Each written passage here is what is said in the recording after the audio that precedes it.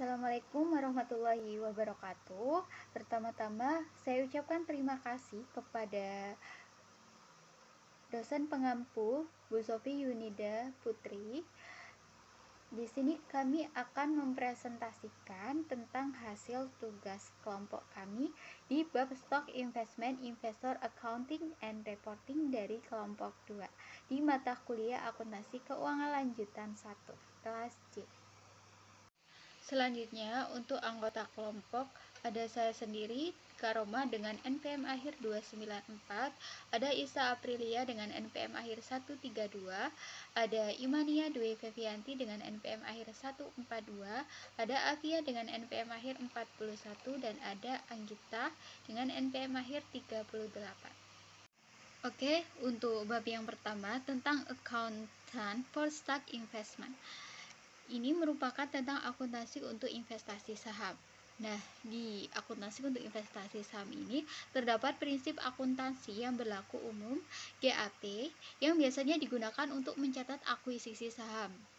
Selanjutnya, di pedoman dasar mengukur biaya investasi, yakni dengan memasukkan uang tunai yang dicairkan, bisa berupa nilai wajar aset dan biaya langsung tambahan serta digunakan untuk memperoleh investasi. Dan kemudian yang nantinya akan dibebankan GAAP pada modal di setor tambahan. Selanjutnya adalah tentang konsep underlying fair value cost and equity method. Konsep yang mendasari metode nilai wajar atau biaya ekuitas. Nah, berdasarkan metode nilai wajar, biasanya digunakan untuk mencatat investasi dalam saham, itu digunakan untuk melaporkan dividen yang diterima sebagai pendapatan dividen. Kemudian, untuk mengklarifikasikan sekuritas-sekuritas yang perdagangan sekuritas yang dibeli dan disimpan terutama untuk tujuan dijual, yang nantinya akan diklasifikasi menggunakan nilai wajar untuk melaporkan investasi pada akhir setiap periode laporan. Dan nantinya akuntansi juga melakukan investasi ekuitas yang memungkinkan investor untuk menjalankan pengaruh signifikan atas investasi. Baik, selanjutnya di bagian contoh dari fair value, prosedur akuntansi metode nilai wajar, biaya, dan ekuitas. Nah, diketahui bahwasannya terdapat akuisisi 2000 dan pada tanggal 31 Desember terdapat 25.000. Kemudian untuk entry pada tanggal 1 Juli kita mencatat investasi, yakni investasi di SON 50.000 posisi debit dan uang tunai posisi kredit 50.000. Kemudian pada tanggal 1 November diperoleh uang tunai dan pendapatan dividen diperoleh dari akuisisi.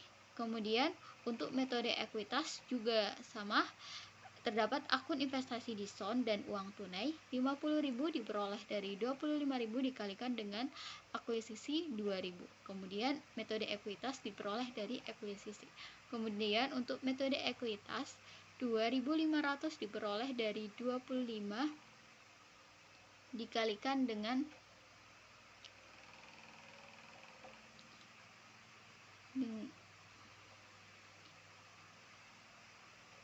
25.000 dikalikan dengan setengah tahun, kemudian dikalikan dengan 20%.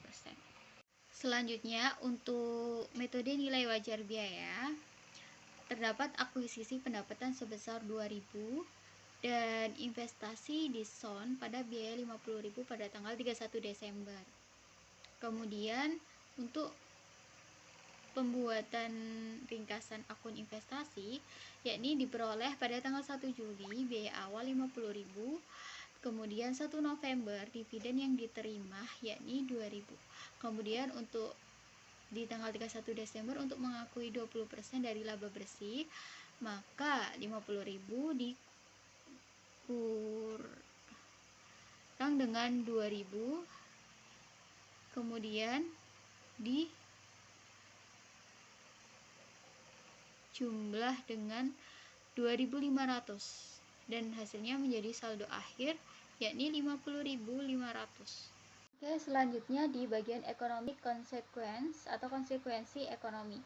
Jadi untuk metode akuntansi yang berbeda itu bisa menghasilkan jumlah investasi yang berbeda dalam neraca investor. Kemudian apabila investor dapat secara signifikan memengaruhi atau mengendalikan operasi investasi, termasuk deklarasi dividen, maka nilai wajar biaya tidak dapat diterima.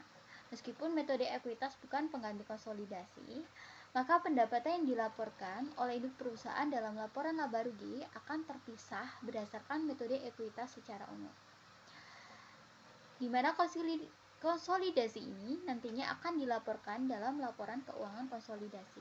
Selanjutnya di metode ekuitas konsolidasi satu garis. Nah, metode akuntansi ekuitas ini dinamakan jumlah tunggal pada satu baris neraca investor. Dikarenakan dalam laporan laba rugi investor tidak terjadi suatu pengecualian terhadap investasi di mana yang menghentikan operasi yang memerlukan pengungkapan secara terpisah. Nah, untuk perbedaan antara cara menerapkan ketentuan gabungan dalam bab ini, nantinya ada beberapa bab yang muncul dikarenakan baik investor maupun investasi tetap eksis sebagai badan hukum terpisah dengan sistem akuntansinya sendiri. Selanjutnya di bagian investasi ekuitas pada akuisisi. Nah, investasi ekuitas dalam saham biasa dengan hak suara dari entitas lain mengukur biaya investasi berdasarkan kas yang dicairkan atau nilai wajar aset lain yang didistribusikan atau sekuritas yang diterbitkan. Jadi, nantinya akan dibebankan biaya langsung untuk mendaftarkan dan menerbitkan sekuritas ekuitas terhadap modal di sektor tambahan. Dan akan dibebankan biaya langsung lainnya untuk akuisisi. Materi yang selanjutnya yaitu adalah assignment of excess investment cost over underlying book value of equity. Jadi pengertiannya yaitu adalah ketika suatu perusahaan mengakuisisi atau berinvestasi di perusahaan lain, seringkali harga yang dibayarkan itu lebih besar dari nilai buku ekuitas perusahaan yang diakuisisi. Nah, selisih harga yang dibayar dan nilai buku ekuitas tersebut disebut sebagai excess investment cost.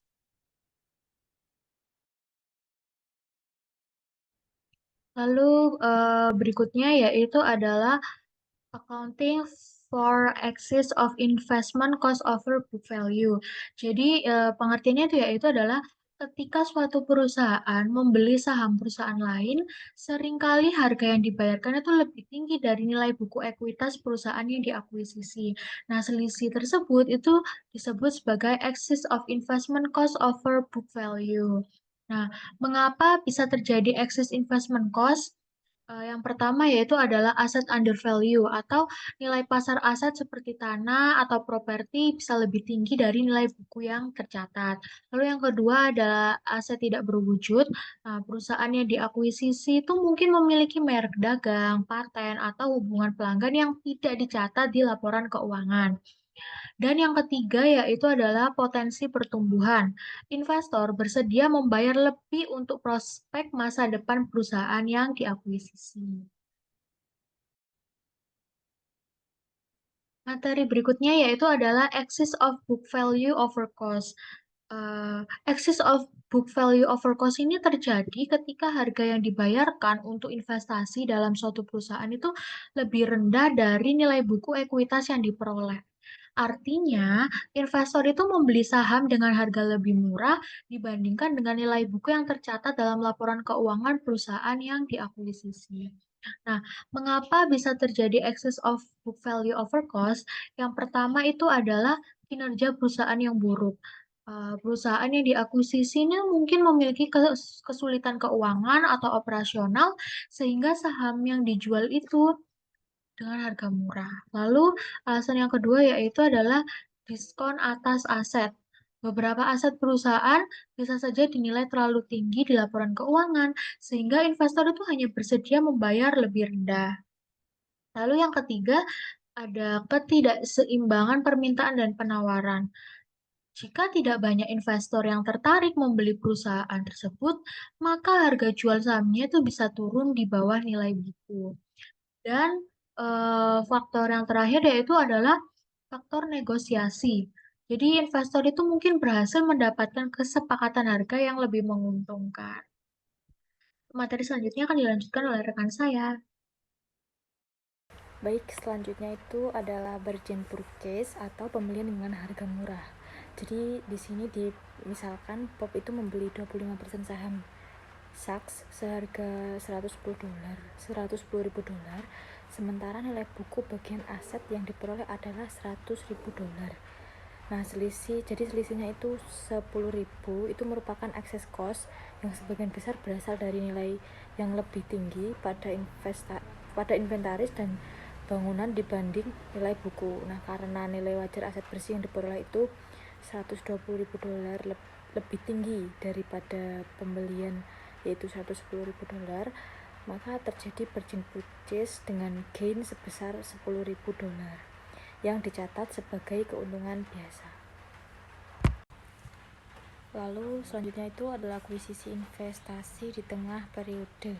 Jadi ketika sebuah perusahaan itu membeli saham investi di tengah tahun, maka perhitungan tambahan itu diperlukan untuk menentukan ekuitas yang diperoleh dan pendapatan investasi yang harus dicatat. Jadi ekuitas pemegang saham investi dihitung dengan menambahkan laba sejak awal tahun hingga tanggal pembelian, lalu mengurangi dividen yang telah dibayarkan dalam periode tersebut. Nah, menurut GAAP, metode ekuitas digunakan dengan selisih antara harga investasi dan nilai buku bagian ekuitas yang diperoleh harus dialokasikan ke aset teridentifikasi lebih dahulu, baru sisanya dicatat sebagai goodwill. Lalu selanjutnya adalah investasi bertahap atau step by step acquisition. Jadi terkadang investor itu memperoleh pengaruh signifikan atas investasi secara bertahap, jadi bukan dalam satu transaksi. Contohnya, investor awalnya membeli 10% saham dalam suatu perusahaan, lalu kemudian membeli tambahan sebesar 10% saham, sehingga total kepemilikan mencapai 20%. Nah, menurut metode akuntansi, sebelum mencapai 20% kepemilikan, investasi dicatat menggunakan metode nilai fajar atau fair value atau cost method. Kemudian setelah mencapai 20% kepemilikan, investor harus menerapkan metode ekuitas. Selanjutnya adalah penjualan kepemilikan saham dalam investasi ekuitas. Jadi jika investor menjual sebagian kepemilikan dalam investasi ekuitas sehingga kepemilikannya turun di bawah 20% atau tidak lagi memiliki pengaruh signifikan terhadap investasi, maka metode ekuitas tidak lagi digunakan dan investasi yang tersisa menggunakan. Lalu materi selanjutnya itu adalah pembelian saham langsung dari investi. Jadi sebelumnya kita mengasumsikan bahwa investor membeli saham dari pemegang saham yang sudah ada. Nah, dalam tersebut kepemilikan itu dihitung sebagai saham yang dibeli dibagi total saham yang beredar sebelum transaksi. Namun jika investor membeli saham langsung dari perusahaan yang menerbitkan saham baru, maka kepemilikan dihitung berdasarkan jumlah saham yang beredar setelah penerbitan saham baru, sehingga rumusnya itu saham yang dibeli dibagi dengan total saham yang beredar sebelum transaksi. Bab selanjutnya yaitu perusahaan yang diinvestasi dengan step pilihan. Metode ekuitas berlaku untuk investasi dalam bentuk saham biasa dan beberapa penyesuaian diperlakukan ketika investi memiliki saham preferen dan saham biasa yang beredar, yaitu memerlukan hal-hal sebagai berikut. Hal yang pertama yaitu alokasi ekuitas pemegang saham investi menjadi komponen ekuitas preferen dan ekuitas biasa pada saat akuisisi untuk menentukan nilai buku investasi saham biasa. Yang kedua ada alokasi laba bersih investi ke dalam komponen pendapatan preferen dan pendapatan biasa untuk menentukan bagian investor dari pendapatan investi kepada pemegang saham biasa, yaitu ada yang pertama ekuitas pemegang saham preferen yang sama dengan nilai nominal saham preferennya beredar ditambah dengan jumlah yang lebih besar antara premi panggilan atau premi likuidasi dan dengan dividen preferen yang tertunggak. GAAP menetapkan bahwa ketika investi memiliki saham preferen kumulatif yang beredar, investor dalam saham biasa menghitung bagian laba atau ruginya setelah dikurangi dividen preferen. Lalu selanjutnya ada operasi yang diinginkan pertimbangan lainnya. Dalam akuntansi, untuk investi dengan metode ekuitas, investor melaporkan bagiannya dan dari pendapatan biasa dari investasi pada suatu baris laporan laba rugi. Namun konsolidasi satu baris tidak berlaku untuk pelaporan pendapatan investasi ketika pendapatan investasi mencakup operasi yang diindikan. Dalam hal ini, pendapatan investasi harus dipisahkan menjadi komponen operasi biasa yang diindikan dalam laporan sebagaimana mestinya. Persyaratan lain dari metode ekuitas. Dalam melaporkan laba rugi investasi berdasarkan metode ekuitas, investor harus menghilangkan pengaruh laba rugi pada transaksi antara investor dan investasi hingga transaksi tersebut realisasi. Hal ini berarti menyesuaikan akun investasi dan pendapatan investasi. Transaksi investasi yang mengubah bagian investor, aset bersih investasi juga memerlukan penyesuaian berdasarkan metode ekuitas akuntansi. Selanjutnya yaitu pengungkapan bagi investasi ekuitas. Jika investasi ekuitas signifikan, maka investor harus mengungkapkan informasi berikut dalam catatan tambahan atau dalam catatan atau jadwal laporan keuangannya. Yang pertama yaitu ada nama masing-masing investasi dan persentase kepemilikan saham biasa. Lalu yang kedua ada kebijakan akuntansi investor sehubungan dengan investasi pada saham biasa. Lalu yang ketiga ada perbedaan jika ada antara jumlah investasi dan yang dicatat dan jumlah ekuitas yang mendasarinya dalam aset, termasuk perlakuan akuntansi akuntansi atas perbedaan tersebut. Selanjutnya yaitu ada transaksi pihak terkait. Muncul ketika salah satu pihak yang bertransaksi memiliki kemampuan untuk memengaruhi operasi pihak lainnya secara signifikan. Pengungkapan yang diwajibkan mencakup hal-hal sebagai berikut. Ada hal yang pertama yaitu sifat dan hubungan. Lalu yang kedua ada deskripsi transaksi. Lalu yang ketiga ada jumlah dolar dari transaksi dan setiap perubahan dari periode sebelumnya dalam metode yang digunakan untuk menetapkan persyaratan transaksi untuk setiap laporan laba rugi yang disajikan. Lalu yang keempat ada jumlah yang harus dibayarkan kepada atau yang harus dibayarkan dari pihak terkait pada tanggal neraca untuk setiap saldo lembar yang disajikan. Testing goodwill for impairment. Goodwill dan aset tak terwujud tertentu lainnya yang memiliki masa manfaat tak terbatas tidak diamortisasi. Aset tak terwujud yang tercatat yang memiliki masa manfaat pasti akan terus diamortisasi selama masa manfaat tersebut. Aset tak berwujud termasuk goodwill yang memiliki masa manfaat tidak terbatas tidak diamortisasi tetapi tunduk pada tinjauan dan pengujian tahunan untuk penurunan nilai. Mengenali dan mengukur kerugian akibat penurunan nilai. Uji penurunan goodwill merupakan proses dua langkah. Perusahaan harus terlebih dahulu membandingkan nilai tercatat atau nilai buku dengan nilai wajar semua aset dan liabilitas pada tingkat unit pelaporan bisnis. Nilai tercatat mencakup jumlah goodwill. Jika nilai wajar unit pelaporan melebihi nilai tercatatnya, goodwill tidak terganggu. Tidak diperlukan tindakan lebih lanjut. Namun, jika nilai wajar lebih kecil dari jumlah tercatat, maka perusahaan melanjutkan ke langkah kedua, yaitu pengukuran dan pengakuan kerugian penurunan nilai. Langkah 2 memerlukan perbandingan jumlah tercatat goodwill terhadap nilai wajar tersiratnya. Perusahaan harus kembali membuat perbandingan ini pada tingkat unit pelaporan bisnis. Nilai wajar tersirat dari goodwill. Perusahaan harus menentukan nilai wajar tersirat dari goodwill dengan cara yang sama seperti yang digunakan untuk mencatat goodwill pada tanggal penggabungan usaha. Perusahaan mengalokasikan nilai wajar unit pelaporan ke semua aset dan kewajiban yang dapat diidentifikasi, seolah-olah mereka telah membeli unit tersebut pada tanggal pengukuran. Setiap kelebihan nilai wajar adalah nilai wajar tersirat dari goodwill. Kemudian menentukan nilai wajar unit pelaporan. Nilai wajar unit pelaporan adalah jumlah yang dapat dibeli atau dijual dalam transaksi berjalan. GAAP mengharuskan pengujian penurunan nilai yang lebih sering jika salah satu peristiwa berikut terjadi. Yang pertama, perubahan merugikan yang signifikan pada faktor hukum atau iklim bisnis. Kemudian yang kedua, tindakan atau penilaian regulasi yang merugikan. Yang ketiga, kompetisi baru dan tak terduga. Kemudian harapan yang lebih mungkin terjadi bahwa suatu unit pelaporan atau sebagai besar unit pelaporan akan dijual atau dilepaskan. Yang kelima, pengujian untuk pemulihan kelompok aset signifikan dalam unit pelaporan. Kemudian yang keenam, pengakuan kerugian penurunan niat baik anak perusahaan yang merupakan komponen unit pelaporan.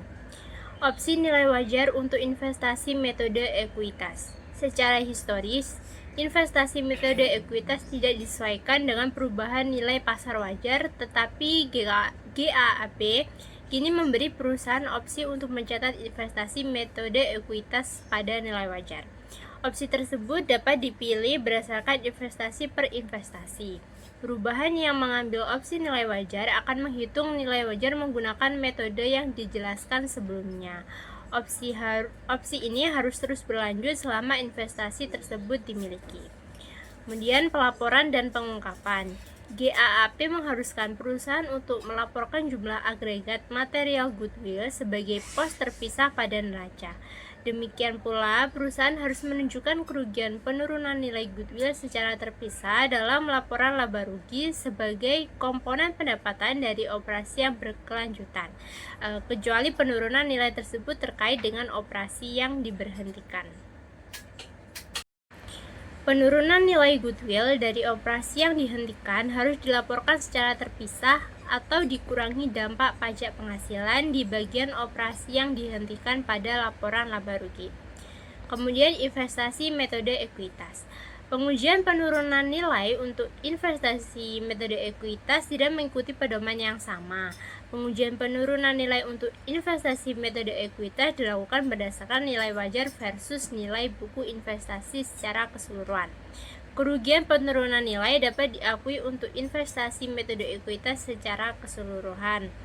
Goodwill yang timbul dari investasi metode ekuitas tidak diuji secara terpisah untuk penurunan nilai.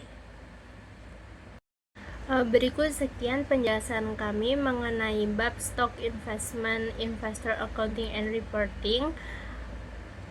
Kami mohon maaf jika ada kesalahan. Wassalamualaikum warahmatullahi wabarakatuh.